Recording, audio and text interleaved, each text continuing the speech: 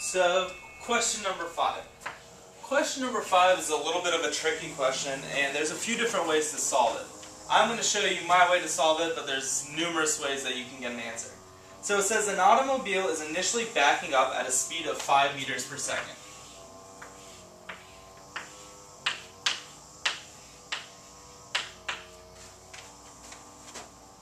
At time t equals 0, the automobile begins to accelerate in the forward direction at 4 meters per second. So at time t equals 0, it accelerates at 4 meters per second squared.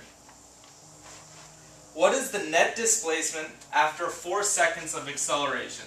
So at t equals 4 seconds, we want to know what the net displacement is. So essentially we're going to have to subtract back whatever the car was going backwards and then forwards. So initially he goes back to a distance here. Then at t equals 0, the car takes off for 4 seconds and ends up back here. And it wants to know the net displacement, which was the starting point to where the car ended. So the way I would do this is I would use our equation that says x equals x initial plus v initial t plus 1/2 at squared. Well, initially we could say the position was just 0, so that term drops out. And if we want to find the net displacement, we know that initially the car was going 5 meters per second, but it was going 5 meters per second in the opposite direction. That's why I drew it to the left.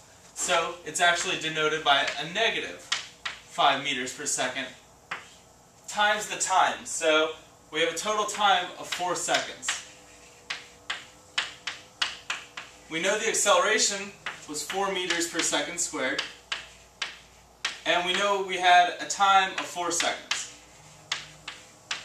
Make sure you square the time, and 4 squared is 16, times 4 is 64, so this is 32 meters here,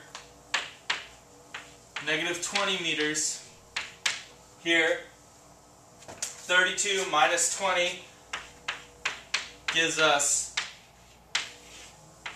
a net displacement of 12 meters, which is also answer choice number 1.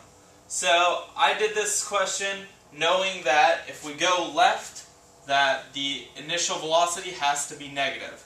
And then I just went ahead and I substituted it. So initially it went backwards 20, but then it went forward 32, so its total displacement ends up being 12 meters.